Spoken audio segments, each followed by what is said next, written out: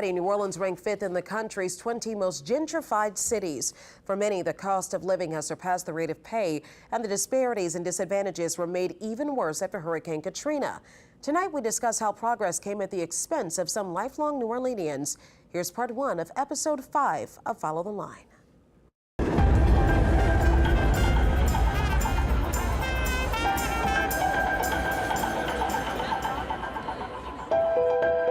Hurricane Katrina opened New Orleans up to become one of the most intensely gentrified cities in America. It was a beautiful neighborhood, but since the storm, all of the ones that was renting is not here anymore. But even before the storm hit, New Orleans was facing an affordable housing crisis.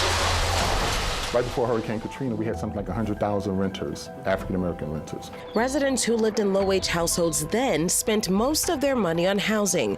With the storm impacting a large portion of the city's most vulnerable communities, it made finding affordable housing in the aftermath a challenge. We somehow, though, managed to create a worse housing system than we had pre-Katrina. How so? More vulnerability, more housing insecurity, and more opportunity to further segregate the city. The gentrification is on and popping. Before Katrina, you could get a house around here for $200,000, and that was expensive. But now everything is full and up. Gentrification process is already pricing this out. If we don't get it, take it. I just want to see New Orleans stay New Orleans. Gentrification has swept across America. From Brooklyn, New York to Oakland, California, communities that were historically black have made a dramatic shift in demographics across the board. New Orleans is no different, and Katrina sped up that process. They should never have torn it down. It was a nice place to live. My concerns are if I'm going to be able to be one of the ones, because I'm on disability. In a city of majority renters, prior to the storm, those hoping to return home say they found themselves shut out or facing housing costs that were out of reach. That we missed an opportunity post-Katrina because there was no comprehensive plan about how we would ensure that renters had housing options.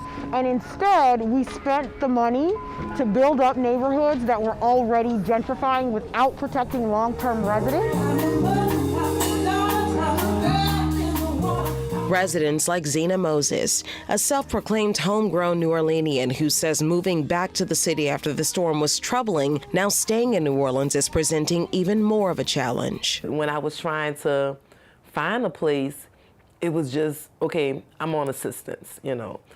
That have a stigma all by itself. You know, people just like, I don't want to rent to anybody with a voucher. So I'm like, well, look, I have money saved. It shouldn't be as hard for me to find because a lot of people in my position don't even have any savings. So I should be able to find something. Month 1 passed, month 2 passed, and now I'm sweating bricks like, okay, I can't, you know, no one's willing to accept a voucher. The cost of living is double at this point, you know, and my income hasn't doubled.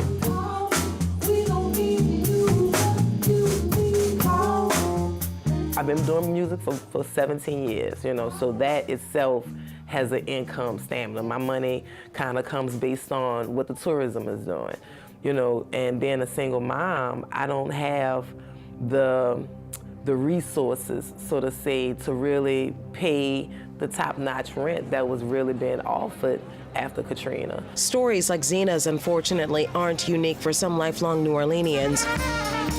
Before the storm, renters with severe housing cost burdens stood at 23% in New Orleans. In 2022, it spiked to 35%, and a city where the median income only nudged a couple $1,000s over the past few years. We're just not put in position. We don't have a even fighting playing field to compete with this. But there is a contingent of homeowners who do have the resources, and they found Hurricane Katrina to be the perfect housing opportunity. Instead of gentrification, I see myself as like an artification.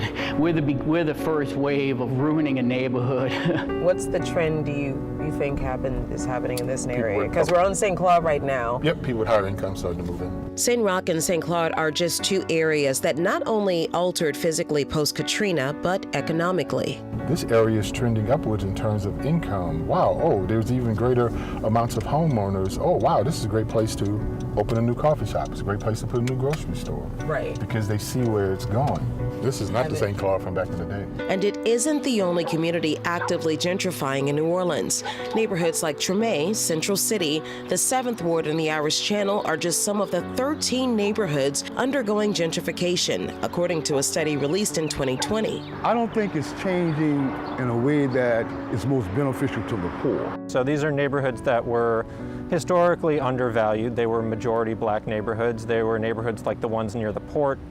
They were neighborhoods that we call now the Sliver by the River, which have become some of the hottest neighborhoods in the city because they didn't flood during Katrina. When that happened, most of them were majority black, but those land values and home values and rents doubled and tripled, and they became white neighborhoods almost overnight. The influx of investment led to a rise in property values, and just this year, we learned how that rise could cost all of us. We need something to be done to stop this bleeding that's happening in our community. There was an uproar when homeowners across the city received their property tax bill. The citywide assessment of New Orleans property values showed the total value of city properties increased by 23% since the latest assessment in 2019, which could potentially make residents even more housing insecure. Short-term rentals have been buying up the people who are buying up these houses in the inner city and the mid-city areas are buying them and renovating them.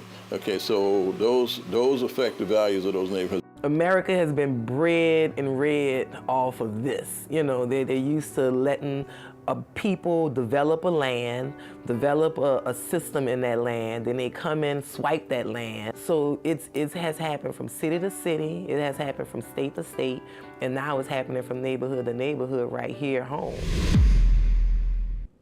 In part 2 of episode 5, we explore the origin story of gentrification and why some communities are seeing that influx of investment while others are not.